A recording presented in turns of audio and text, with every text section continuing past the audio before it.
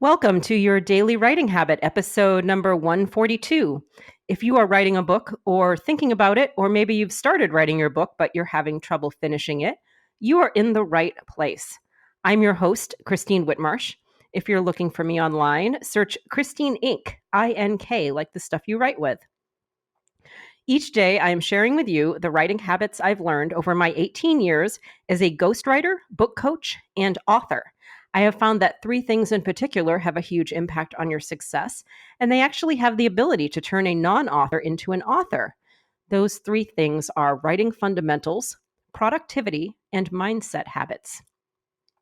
Since the live version of this episode is airing on a Sunday, it's actually Sunday, September 1st, so happy September, everyone. Rather than giving you tips about writing your memoir, each Sunday I'm going to kick back a little bit as I give you an example of a finished product.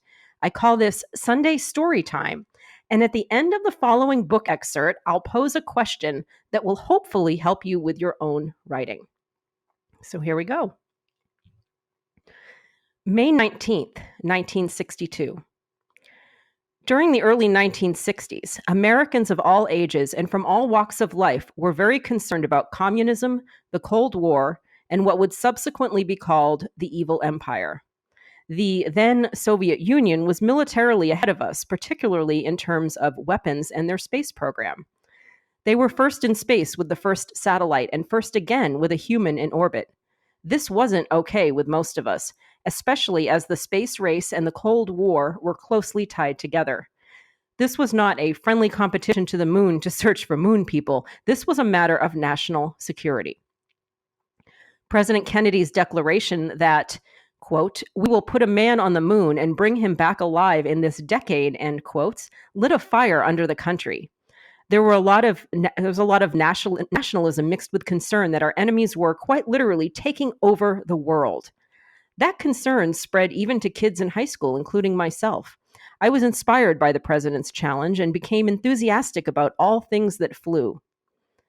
One Saturday morning in my hometown of Salt Lake City, eagerly anticipating summer break from the school I hated, I didn't have any work to do, so I decided to feed my passion for flight. It was a warm spring day, and I was working shirtless in our small garage. Outside in the sunlight, other kids played ball in the street. Women worked in their gardens, and men tinkered with Chevys and Fords in their driveways. In 1962, weekends weren't designed for anything more serious. I was making a solid-state rocket. An aluminum tube served as the body. A homemade version of gunpowder made of potassium nitrate, sulfur, and charcoal, designed to slow burn rather than explode, served as the fuel. Excuse me. I'd obtained the sulfur from the local pharmacy, and of course, regular grade barbecue charcoal was easy to come by. Getting my hands on potassium nitrate, however, was a trickier affair. Using my motorcycle and posing as a delivery boy for a milk marketing co-op, I showed up at a chemical supply company to pick up our 1-pound order. They bought my story, and I got the third ingredient for my homemade gunpowder. My fingertips were growing black with gunpowder, and beads of sweat formed on the back of my neck in the warm, confined space as I tested different mixtures for the fuel, increasing the sulfur and charcoal incrementally to slow down the burn rate. Sitting on a bench in a small work area cordoned off in the garage, I used a dirty rag to blot at the sweat and got ready to clamp the rocket in a vise. A silver flash of light through the window temporarily blinded me as some neighborhood kids bicycled by, laughing and squealing, the bright spring sun reflecting off their bikes. I blinked hard to clear away the white spots and then returned to the task at hand, concentrating hard. After the rocket was clamped, the plan was then to ignite it with an electric spark from the magneto on my motorcycle. But I never got that far. On my way to clamp the rocket, mixing the chemicals together, something went wrong. It must have been friction, or even just a spark. Something ignited the fuel, and rather than burning, it exploded. The thunderous explosion could be heard several blocks away. On an otherwise lazy weekend morning, men, women, and children stopped what they were doing. They froze in place, with some even peering up anxiously at the sky, believing an enemy attack was never too far off. Back in the middle of the charred, splintered garage, a teenage boy stood stunned in place, with chest, arms, and face badly burned and gushing blood from shrapnel wounds.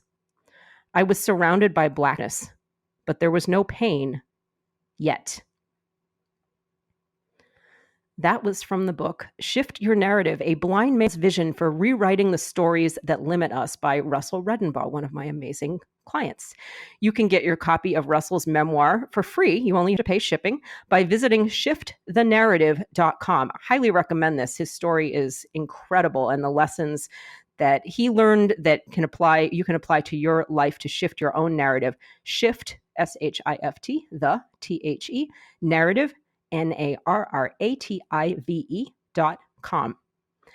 I hope you enjoyed this week's Sunday story time here on Your Daily Writing Habit. And here's today's study question based on Russell's story for your own personal story writing. So whether you're sharing it in your blog, a personal story about yourself, speaking, or maybe you're actually planning on writing your own memoir at some point, go ahead and try out this study question.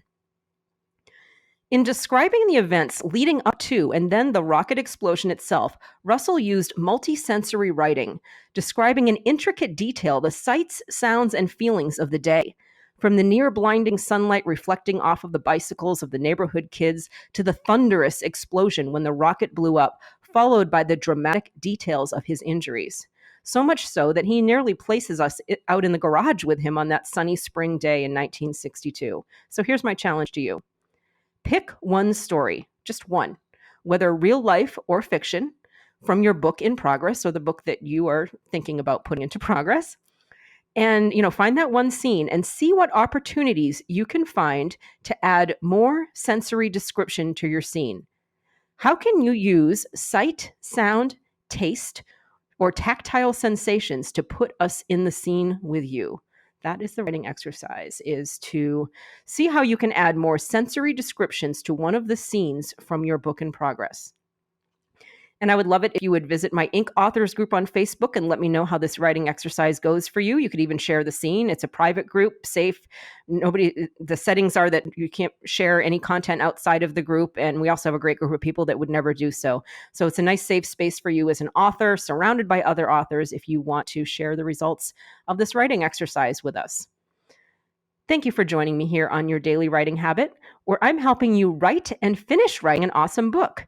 And if you know someone else who wants to do the same, I would love it if you would share this with them. Until tomorrow, happy writing.